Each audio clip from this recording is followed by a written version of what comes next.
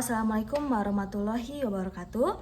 Perkenalkan, saya Erisa Putri Ramadan dari program studi Magister Rumah Sakit Universitas Respati Indonesia. Nah, jadi pada kali ini saya akan membahas topik terkait kedaruratan pada ibu hamil. Apakah penting mengetahui apa aja kasus kedaruratan pada ibu hamil? Ya, tentu sangat penting dikarenakan menurut Organisasi Kesehatan Dunia atau WHO, setidaknya di seluruh dunia setiap 1 menit ada kasus yang dimana meninggalnya 1 pasien wanita ibu hamil. Nah, dengan kata lain, sebanyak 1.400 orang wanita meninggal setiap hari atau bahkan 500.000 orang wanita meninggal setiap tahun, yang dimana diakibatkan oleh adanya komplikasi dari kehamilan, persalinan dan bahkan nifas. Nah, untuk kasus tersebut apa aja emang kasusnya, Dok? Nah, untuk kasus tersebut contohnya itu yang pertama ada hiperemis gravidarum, lalu yang kedua ada preeklamsia dan eklamsia, lalu yang ketiga ada ketuban pecah dini, yang keempat ada perdarahan pada kehamilan muda, dan yang kelima ada perdarahan pada kehamilan tua, dan yang keenam ada perdarahan postpartum. Nah, di sini saya akan membahas atau akan sedikit menjelaskan apa saja itu tuh dan apa yang harus kita lakukan jika kita menemukan kasus tersebut. Nah, yang pertama untuk hiperemis gravidarum itu merupakan keadaan di mana pasien atau ibu hamil mual dan muntah secara berlebihan, yang dimana sampai mengakibatkan terganggunya kehidupan sehari-hari ibu hamil tersebut, dan bahkan keadaan tersebut dapat menyebabkan adanya dehidrasi dan bahkan dapat menyebabkan sampai keluhan atau keadaan umum ibu jadi memburuk. Nah, untuk penyebabnya itu apa saja sih yang dapat menyebabkan hiperemis gravidarum? Yang pertama dapat diakibatkan oleh ini kehamilan yang baru pertama kali, yang kedua adanya hamil anggur, dan yang ketiga ada kehamilan ganda, dan yang keempat ada faktor dari psikisnya. Nah, untuk gejalanya apa saja emang? Nah, untuk gejalanya dari hiperemesis gravidarum atau HG ini, yang pertama ada mual dan muntah secara berlebihan, lalu yang kedua ada penurunan dari berat badan, dan yang ketiga ada dari hipersalivasi, dan bahkan yang keempat adanya tanda-tanda dehidrasi.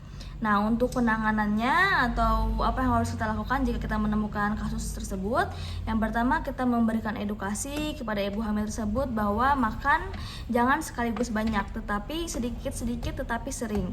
Nah, yang kedua adanya jika posisi ibu hamil tersebut sedang tiduran, nah jangan tiba-tiba berdiri, tetapi kita bisa dari jongkok, bisa dari duduk dulu baru berdiri, dikarenakan jika kita langsung berdiri atau perubahan posisi dalam waktu yang cepat itu akan mengakibatkan adanya oyang atau oleng, sehingga dapat menyebabkan adanya mual dan muntah.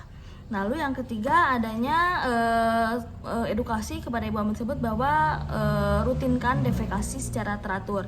Dan yang keempat berikan pengertian kepada ibu hamil tersebut bahwa kehamilan itu adalah suatu hal yang fisiologis atau suatu hal yang wajar dan normal.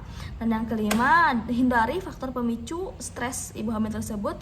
Yang keenam, jika kita telah melakukan itu semua dan ternyata kondisi ibu tidak kunjung membaik, segera membawa ibu tersebut ke fasilitas layanan yang terdekat.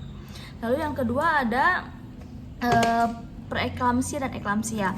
Nah, untuk preeklamsia sendiri adalah hipertensi atau darah tinggi yang baru terjadi pada ibu hamil yang berusia lebih dari yang usia kehamilannya lebih dari 20 minggu dan juga disertai dengan adanya protein dalam urin. Nah, untuk penegakan dari preeklamsia sendiri, yang pertama adalah kehamilannya itu harus lebih dari 20 minggu, lalu tensi atau tekanan darah yang lebih dari 140/90, lalu yang ketiga adanya protein dalam urin.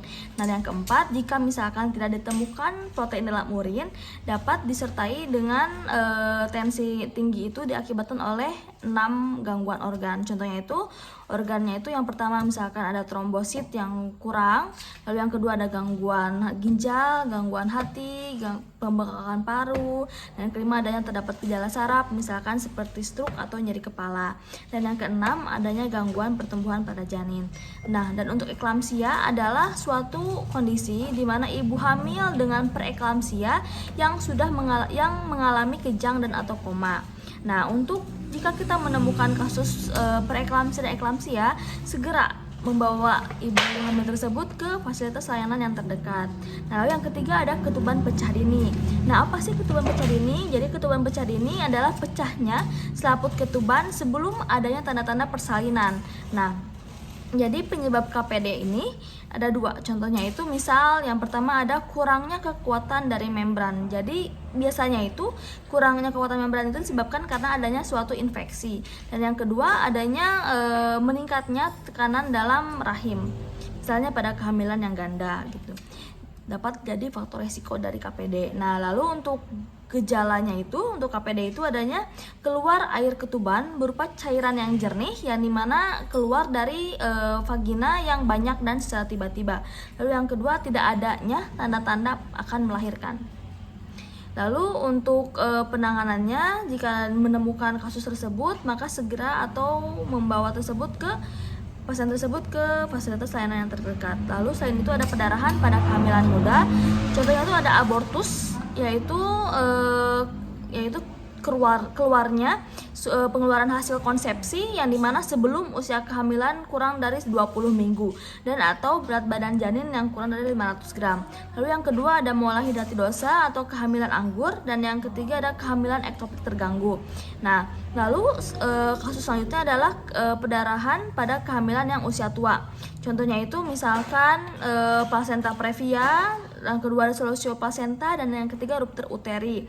Nah, untuk placenta previa adalah keadaan di mana placenta ini berada pada tempat yang abnormal sehingga placenta tersebut dapat menghalangi jalan lahir, dapat seluruhnya menghalangi jalan lahir atau setengahnya.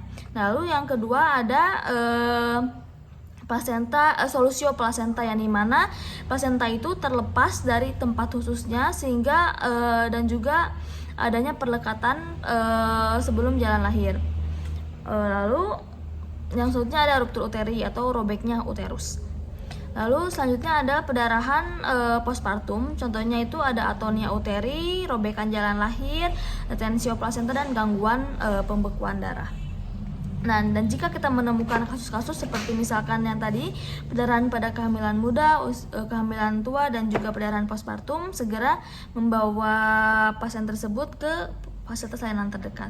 Nah, jadi berikut contoh-contoh kasus-kasus yang kegawat daruratan pada kehamilan ibu hamil. Sehingga jika kita menemukan salah satu kasus tersebut, segera membawa ke fasilitas layanan terdekat. Sehingga ada besar kemungkinan ibu hamil tersebut dapat tertolong. Mohon maaf bila ada kesalahan, kurang lebihnya mohon maaf. Wassalamualaikum warahmatullahi wabarakatuh.